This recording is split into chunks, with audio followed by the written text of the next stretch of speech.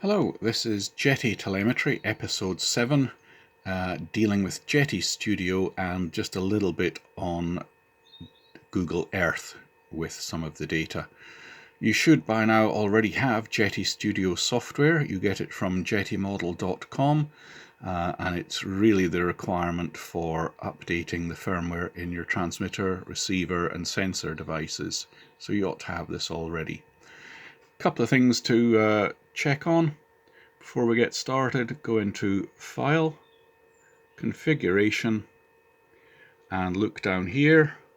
You want to see that Open Transmitter Wizard after connecting the transmitter is ticked, and check for updates on startup. Either way can be done manually, but nice to have it done automatically.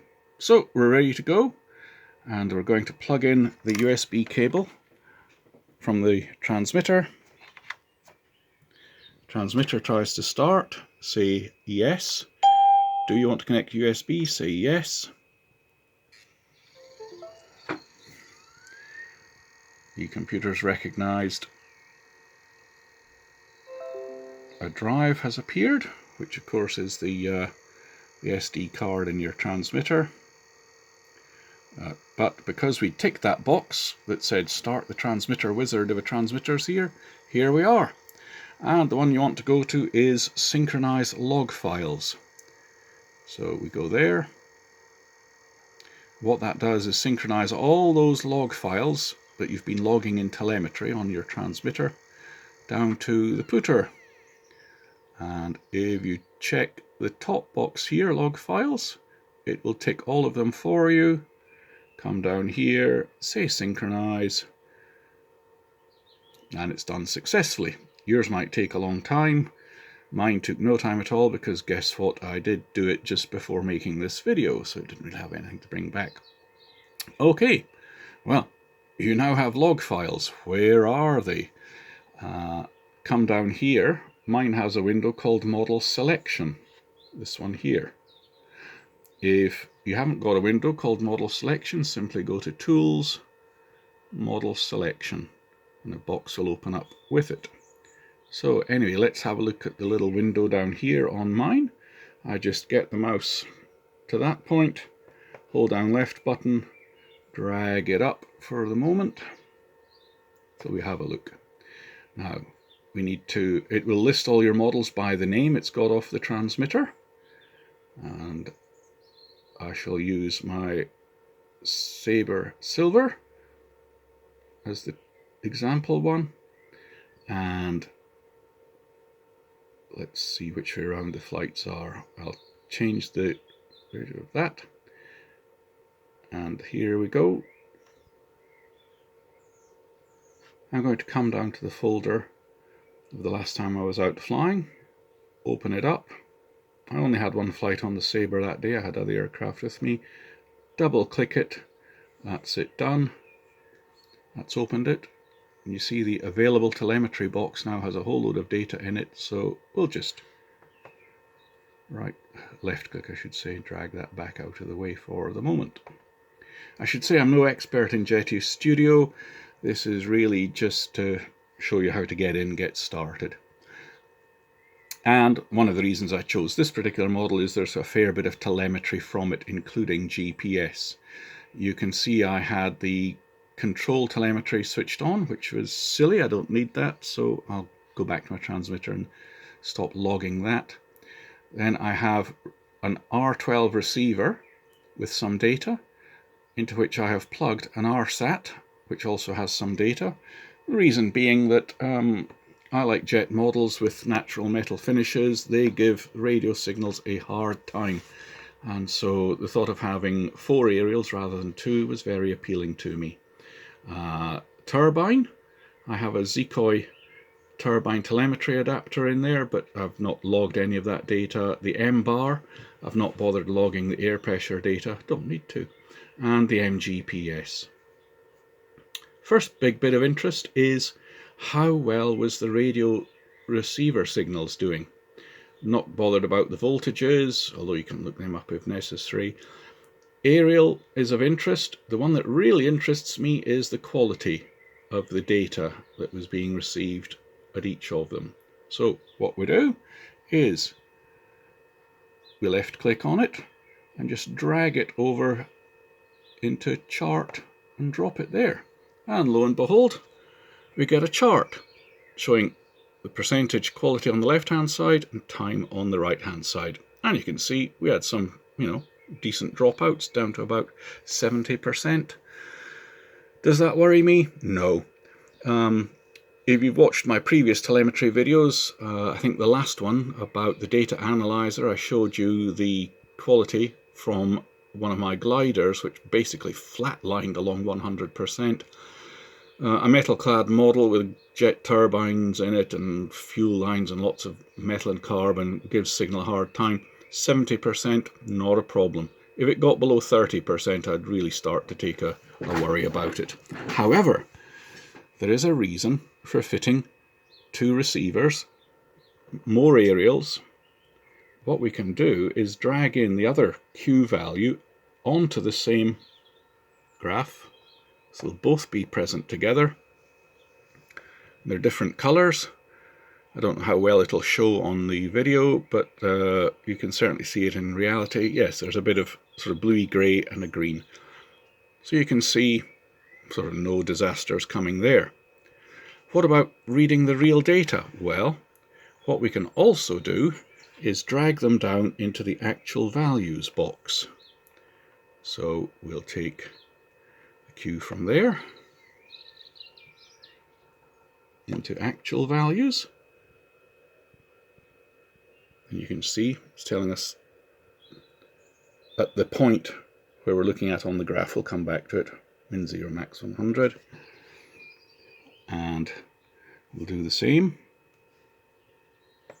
for this one. I'm a bit slow here because I've got one hand holding the camera and one hand trying to operate one of these touch pads. Right, now we'd like to see the real data, which will come up here, and we can manually move a cursor around here, but let's just go through the flight. We can actually play it back up at the top right here.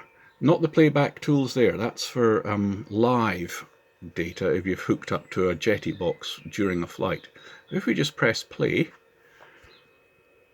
boom, the data's appeared there, and you can see the data's changing as this vertical dotted line moves along time, reading the data value up there.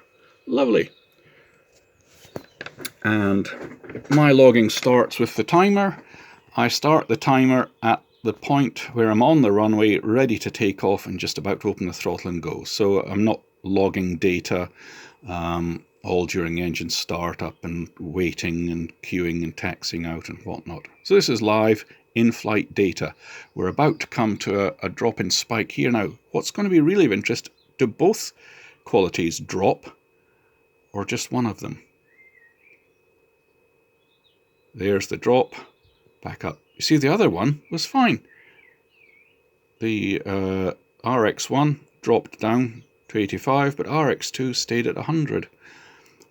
I only really get worried if both of them are going to drop substantially at the same time. Another little drop coming up, a short one.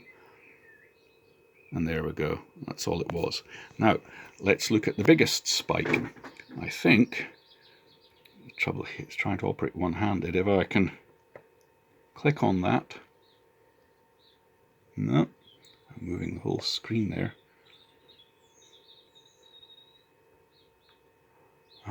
There was a way of getting that to move. If I take that, I don't think it's going to. That's taking the whole timeline with it. Well, we can jump up ahead using the timer.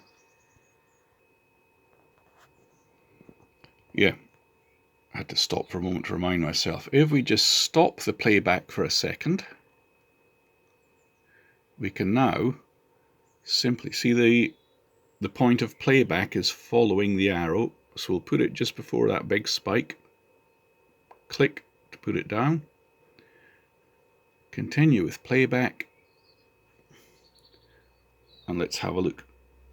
Do both numbers drop badly or does one of them stay up high, indicating the value of double path and multiple receivers? There it goes down, 68. There, one receiver dropped to 68 and the other dropped to 100. There's a little dip, and that was the worst dip of the whole flight. So, should I be worried about that dip? And why is it always RX1? Well, it could just be that out of the 4 aerials, one of the RX1s is in one of the poorest locations. But, you know, I've got 3 other aerials covering it, and clearly RX2, the satellite receiver, wasn't the slightest bit bothered. So that's made me nice and happy. So there's an example of using Jeti Studio. Another thing you can do is drag one of the sensor parameters into the dial. So let's do that. Let's pick speed. Hold down the mouse button, drag you into there and drop you. And here we go. It's in meters per second. We're traveling at 0. So I shall go back up here. I've zeroed it out again, so we'll just press play and off we go. And we'll start to move. And any second now, the speed will get going. There we go. Accelerating off down the runway, whoopee.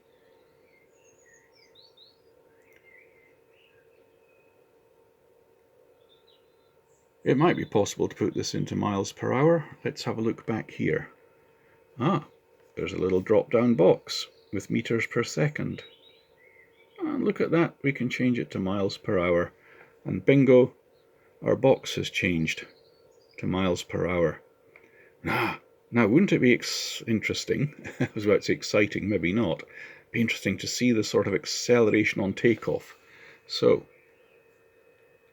let's stop it there, put the time bar back pretty much to the start, watch our dial, press play,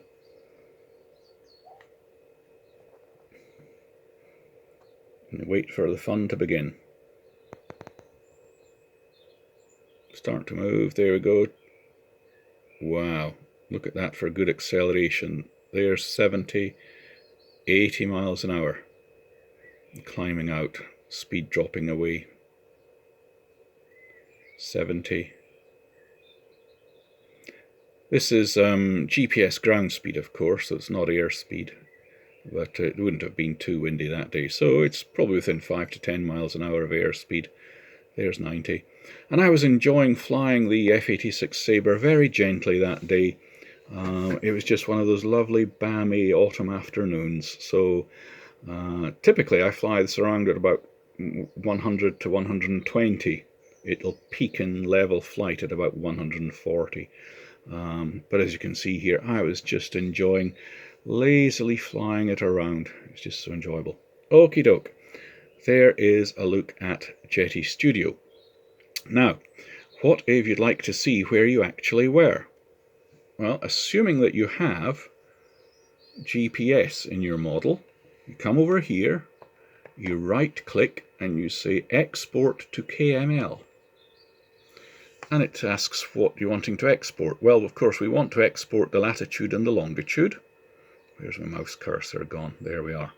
Naturally, we need the latitude and longitude, and we want an altitude.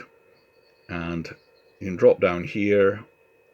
I only bother recording relative altitude, not absolute altitude. In other words, relative altitude being, in the case of a Jeti GPS, it's the altitude above the point where you set as being the origin, which is a whole different story in Jeti GPS. If you've built the rcthoughts.com GPS thing, then it automatically sets the origin for you at switch on. But with Jeti, you actually have to flick a switch to tell it here's the origin. Anywho, we've done that. So we've got lat, long, altitude. That's the 3-dimension coordinates. Say OK. And it says, where do you want to save it?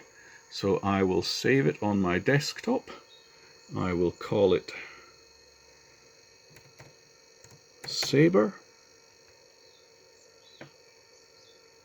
and that's it done. Let's pop out of there.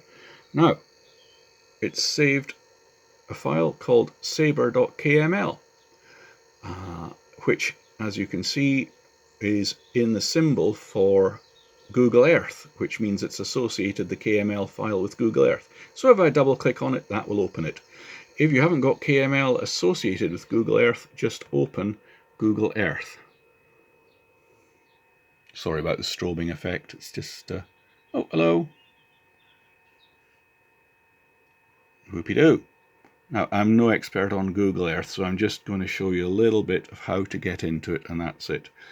So, assuming that you couldn't click on the file itself, and open it, you open Google Earth, say File, Open, navigate your way to that file, and open it. And lo and behold,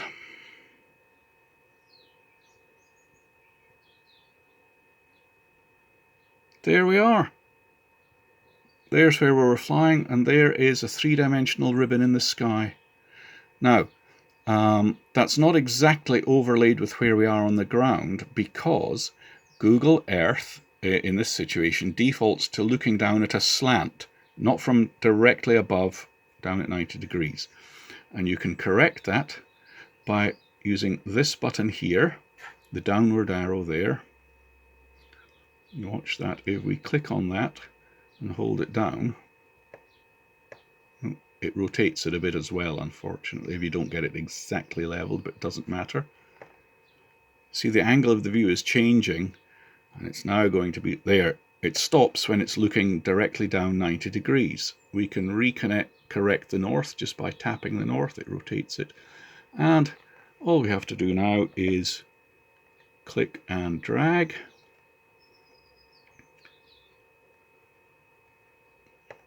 Come on.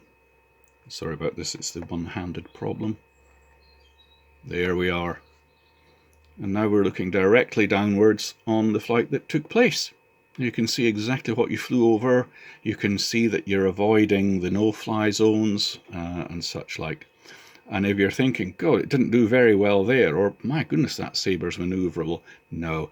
Remember, this is looking down from directly above. That was probably a loop. It was coming up, vertically up there, ran over there, vertically down there, whatever. And of course, it should just be a straight line, but I was deliberately flying an oblique loop. Yes, yeah, right. You can also see that its circles aren't nicely circular. Dunk, dunk, dunk, dunk, dunk. They're a bit polygons. And it's just a limitation of the GPS trying to keep up with a rapidly moving model, rapidly changing directions. Okie doke. And if you'd like to see it more three-dimensionally, what we'd have to do is use the top control there, the up pointing arrow. And if we hold that down, it'll start that sort of oblique look again. And we'll have to come back quite a distance now to see it. There it is. We'll come back a little bit more, and then I can zoom in, which will take us lower down. If you look down here, it tells you that the eye altitude, in other words, where you appear to be looking from, is at 976 meters. But if we press the plus button over here, the eye altitude should drop, which indeed it's doing. So we'll get a better look at it. If you're thinking, oh my God, he's taken the long way around to do this, I apologize. As I said, I'm no expert on Google Earth. I'm just doing enough to get you started. And there you can start to see it more three-dimensionally. Okay? And if we can get it, it might be a struggle to actually click on the line. Pick there. That's it. If you can get on a line, right-click, and get this menu to come up. If you kind of miss the line, i.e. the yellow track in the sky, a different menu will come up. You can show an elevation profile like this, and that will show you through the flight the heights that you are at. Okie doke. And You can also see that you now, just by moving the cursor to the left or to the right, it runs along the elevation profile, and this little boy here runs around the tracks. Okie doke, that's it. Have fun with these Jeti Studio and Google Earth.